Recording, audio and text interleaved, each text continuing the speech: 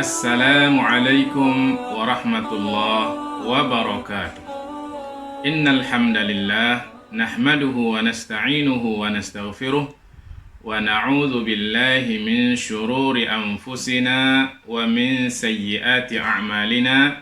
Man yahdihillahu fala mudhillalah wa man yudlil falan tajida lahu waliyyan mursyida.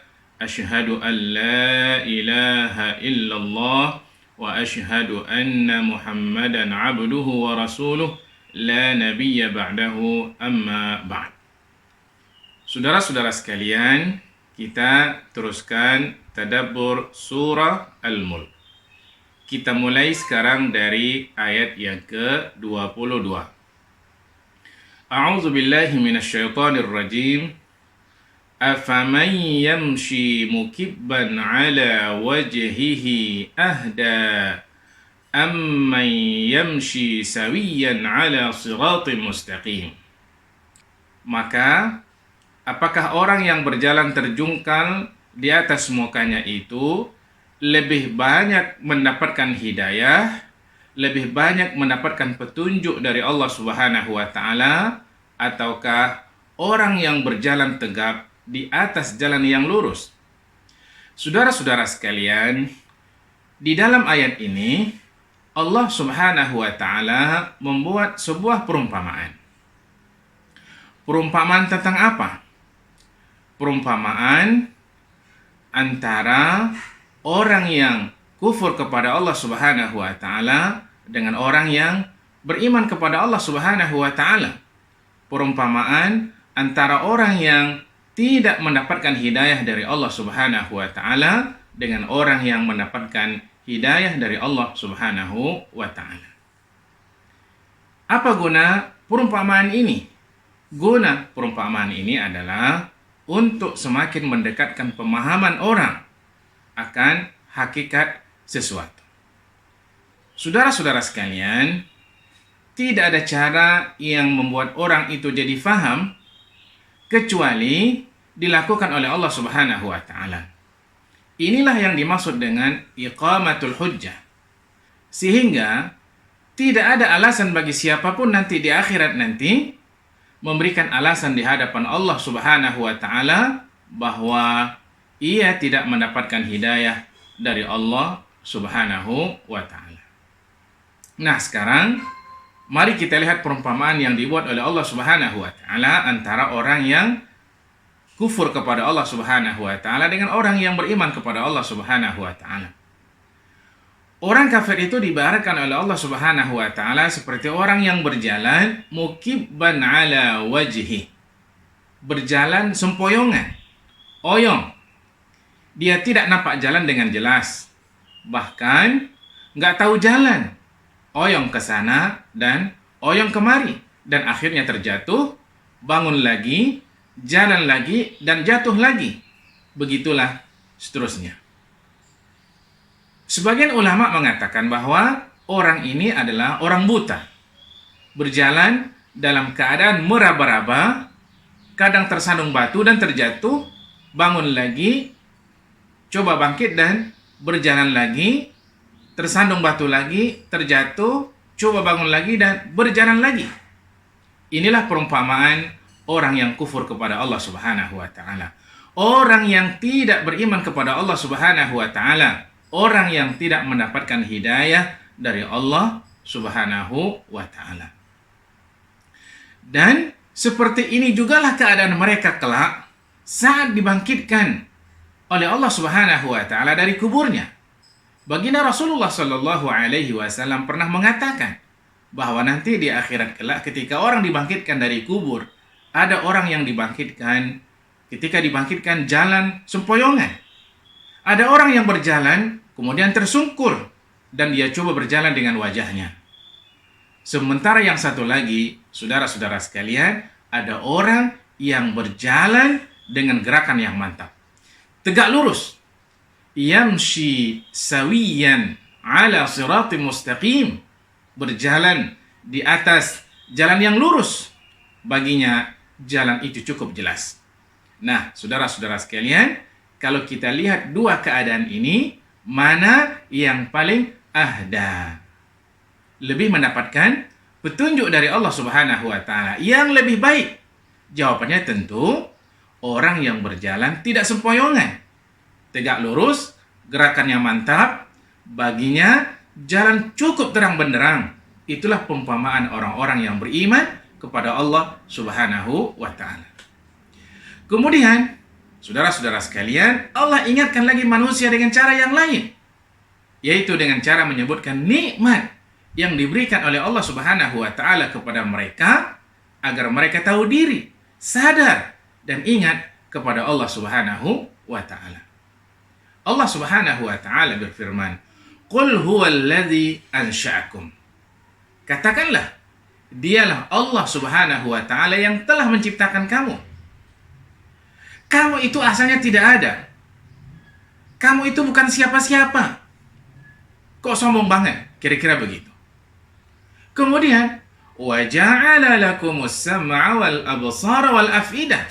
Dan Allah jadikan bagi kamu pendengaran. Ada telinga untuk mendengar. Wal absar, penglihatan, ada mata untuk melihat. Wal af'idah, ada hati gunanya untuk memahami. Diberikan oleh Allah Subhanahu wa taala 3 hal. Diberikan oleh Allah Subhanahu wa taala 3 nikmat. Nikmat pendengaran, nikmat penglihatan, dan juga nikmat hati. Yang 3-tiganya ini bisa digunakan. Kalau difungsikan dengan baik, akan bisa mendapatkan hidayah dari Allah Subhanahu wa taala. Hanya masalahnya, saudara-saudara sekalian, sedikit sekali dari manusia ini yang menggunakannya dengan baik. Allah Subhanahu wa taala mengatakan pada ayat berikutnya, qalilam ma tashkurun. Sedikit dari kamu yang menggunakan nikmat ini dengan sebaik-baiknya. Sedikit yang bersyukur kepada Allah Subhanahu wa taala. Kemudian saudara-saudara sekalian, Allah ingatkan lagi tentang nikmatnya yang lain lagi. Qul huwallazi dzara'akum fil ard. Katakan Muhammad kepada mereka, dialah Allah yang telah menjadikan kamu berkembang biak di atas muka bumi ini. Allah jadikan kita punya keturunan, punya anak, punya cucu, ada ayah, ada kakek, ada paman, ada bibi, ada ponakan, dan seterusnya. Sehingga manusia itu punya keluarga besarnya. Ini adalah nikmat dari Allah Subhanahu wa ta'ala.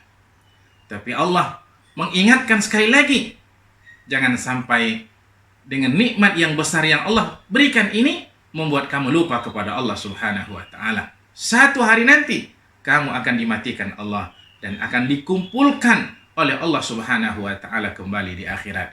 Wa ilaihi tuhsyarun, dan kepadanya lah kamu akan dikumpulkan. Saudara-saudara sekalian, sudah cukup jelas apa yang sudah disebutkan oleh Allah Subhanahu wa taala. Tapi sekali lagi, masalahnya adalah ketika hati ini sudah ditutupi dengan kemaksiatan kepada Allah Subhanahu wa taala, dengan kekufuran, dengan keingkaran kepada Allah Subhanahu wa taala, dia sudah tidak dapat mengenal lagi yang namanya hidayah, yang namanya kebenaran dari Allah Subhanahu wa taala, sehingga peringatan apapun yang datang dari Allah Subhanahu wa taala tidak ada memberikan kesan sedikit pun kepada mereka. Tidak masuk sedikit pun ke dalam hati mereka. Justru yang terjadi adalah sebaliknya. Mereka malah menentang Rasulullah sallallahu alaihi wasallam dengan mengatakan wa yaqulun, dan mereka mengatakan, mata hadzal wa'du, kapankah datangnya ancaman itu? In kuntum shadiqin, jika kamu benar-benar orang yang jujur.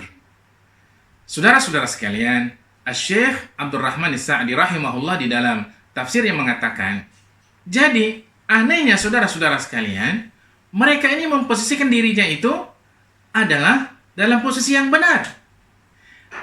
Yang tidak benar itu adalah orang-orang yang memperingatkan mereka. Rasulullah Shallallahu Alaihi Wasallam bukan saja berhenti sampai di situ, saudara-saudara sekalian, mereka malah juga menentang dengan mengatakan, jika benar Allah akan menurunkan azabnya kepada kami, silakan dipercepat saja turunnya azab itu. Allah Subhanahu wa taala mengatakan di dalam ayat yang lain, sa'ala sa'ilum bi'adzabin waqi. Ada orang yang minta disegerakan diturunkan Azab dari Allah Subhanahu wa taala, lil kafirina laisa lahu dafi. Dan Allah ingatkan, kalau sudah azab Allah itu turun, tidak ada yang bisa menolaknya. Kapan turunnya? Hanya Allah yang Maha mengetahui. Qul innamal ilmu indallah. Katakanlah, yang tahu kapan azab itu turun hanya Allah Subhanahu wa taala. Sementara tugas Rasulullah sallallahu alaihi wasallam adalah memberikan peringatan. Wa innama ana nadhirum mubin. Sesungguhnya saya adalah memberikan peringatan kepada kalian. Saudara-saudara sekalian, apa pelajaran yang bisa kita ambil dari ayat-ayat tadi? Di antara pelajaran yang bisa diambil adalah, pertama, sungguh Allah Subhanahu wa taala telah menjelaskan semua syariatnya dengan berbagai macam cara. Sudah cukup jelas, sejelas-jelasnya. Tidak ada lagi yang tersembunyi. Allah Subhanahu wa taala berfirman, "Al-yauma akmaltu lakum dinakum." Pada hari ini aku telah sempurnakan bagimu agamamu. Wa atmamtu alaikum ni'mati, dan aku telah sempurnakan nikmatku ke atasmu. Wa raditu lakumul Islam madina, dan aku pun rida Islam itu sebagai agamamu. Semuanya sudah jelas, semuanya sudah sempurna. Allah juga telah memberikan semua fasilitas kepada manusia untuk mendapatkan hidayah dari Allah Subhanahu wa taala. Ada pendengaran, penglihatan, dan juga hati. Sebelumnya juga Allah Subhanahu wa taala telah ciptakan manusia dalam keadaan fitrah. Allah berikan akal. Allah turunkan para nabi dan rasul, dan sekarang para nabi dan rasul sudah tidak ada lagi.